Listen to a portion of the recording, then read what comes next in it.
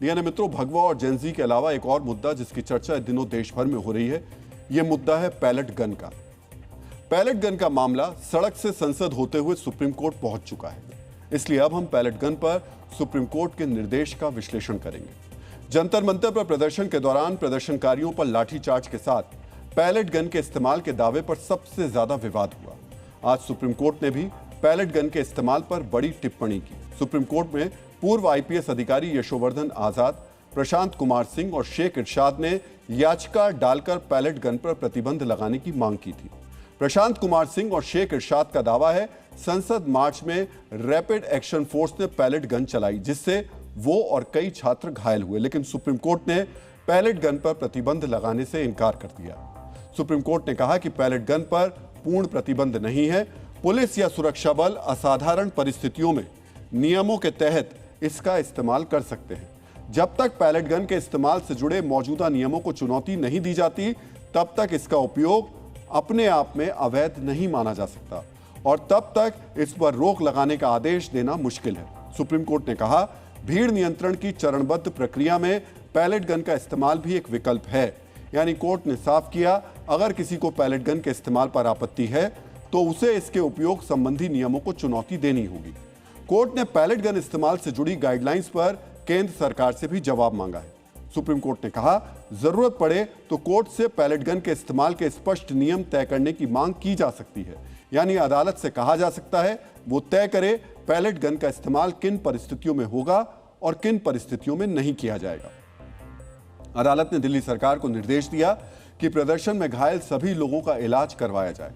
Supreme court ने केंद्र सरकार से कहा कि जंतर मंतर पर प्रदर्शन के दौरान तैनात आरएएफ के हथियारों और गोला बारूद के इस्तेमाल का पूरा रिकॉर्ड सुरक्षित रखा जाए। मित्रों, लोकसभा में विपक्ष के नेता राहुल गांधी ने भी आरोप लगाया है, छात्रों और प्रदर्शनकारियों पर पैलेट जैसे हथियारों से फायरिंग की गई, जिससे कम से कम 5 लोग घायल हुए। राहुल गांधी ने इसके पीड़ितों की तस्वीरें भी जारी की थी। लेकिन जिस लोकसभा में राहुल गांधी पैलेट गन को मुद्दा बना रहे थे, उसी लोकसभा में अचानक बारामूला के सांसद इंजीनियर राशिद खड़े हो गए और पैलेट गन पर आरोपों की नली कांग्रेस की तरफ घुमा दी।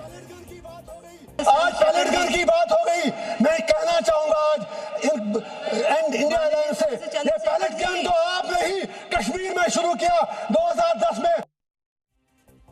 मित्रों, आज आपको कश्मीर में पैलेट गन के इस्तेमाल के बारे में भी जानना चाहिए। कश्मीर में इसका इस्तेमाल क्यों शुरू किया गया और इसका क्या असर हुआ।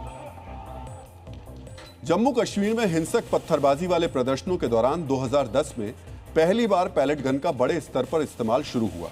हिंसक प्रदर्शनों से निपटने के लिए तत्कालीन सरकार के निर्देश पर सुरक्षा बलों ने गोलियों का इस्तेमाल करने के बजाय कम घातक पैलेट गन का इस्तेमाल करना शुरू किया। 2016 में आतंकवादी बुरहान वानी के नाम पर हुए विरोध प्रदर्शन के दौरान पैलेट गन का इस्तेमाल चरम पर पहुंचा।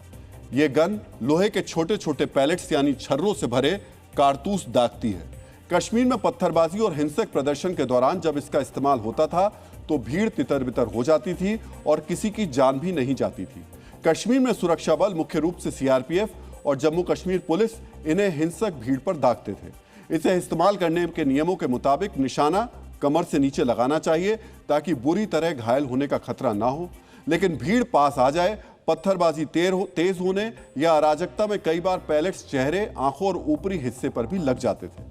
2016 में सीआरपीएफ ने अदालत में बताया कि सिर्फ जुलाई अगस्त में ही लगभग 13 लाख पैलेट दागे गए थे। मित्रों, आज आपको जम्मू कश्मीर में उपद्रवियों और पत्थरबाजों को नियंत्रित करने में इस गन की असरदार भूमिका के बारे में भी जानना चाहिए। पैलेट गन का इस्तेमाल कश्मीर में भारी भीड़ और हिंसक पत्थरबाजी रोकने में मददगार साबित हुआ। बेहद हिंसक प्रदर्शन के दौरान भी मौतें बहुत कम हुई। सुप्रीम कोर्ट में सरकार ने कहा था कि अगर असली गोलियां चलाई जाती तो बड़ी संख्या में जान जा सकती थी। पैलेट गन का इस्तेमाल संगठित हिंसक भीड़ को तितर बितर करने में सफल रहा। इसके अलावा पत्थरबाज इससे डरने लगे क्योंकि लोहे के छर्रे लगने से काफी तेज दर्द होता था। हालांकि कुछ मामलों में पैलेट्स आंखों में लगने से लोगों की आंखों की रोशनी जाने की रिपोर्ट्स भी आई। इसी वजह से बड़ी संख्या में युवा प्रदर्शनों से दूर रहने लगे। आज आपको कश्मीर में पैलेट गन के इस्तेमाल पर जम्मू कश्मीर के तत्कालीन डीजीपी रहे एसपी वैद्य को भी सुनना चाहिए। उस वक्त भी काफ़ी कंट्रोवर्सी हुई थी क्योंकि पैलेट गन, जैसे मैंने कहा, अगर पूरी तरह प्रिकॉशंस लेके फायर नहीं की जाए तो आंखें डैमेज करती है ये, क्योंकि आंख में लग जाएगी तो आंख डैमेज हो जाएगी।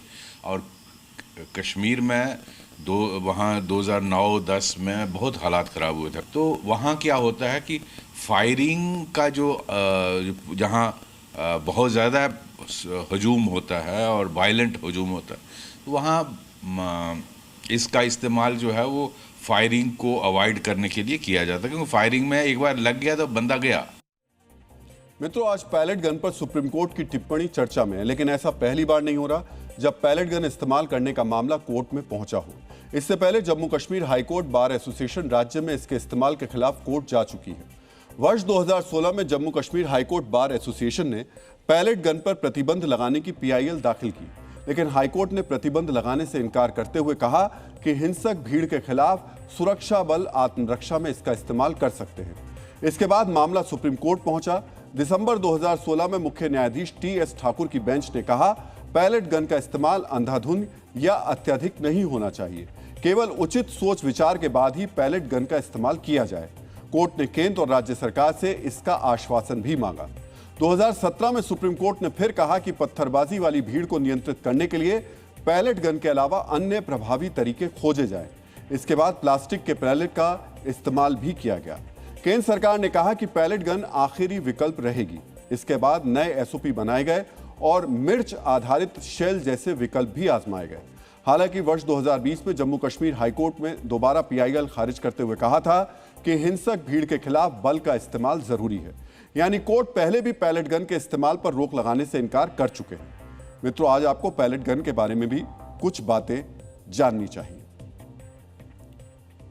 मित्रों, सड़क से लेकर संसद तक और संसद से लेकर सुप्रीम कोर्ट तक पैलेट गन की चर्चा हो रही है, लेकिन सच्चाई यह है इस गन को तकनीकी तौर पर पैलेट गन नहीं कहा जाता।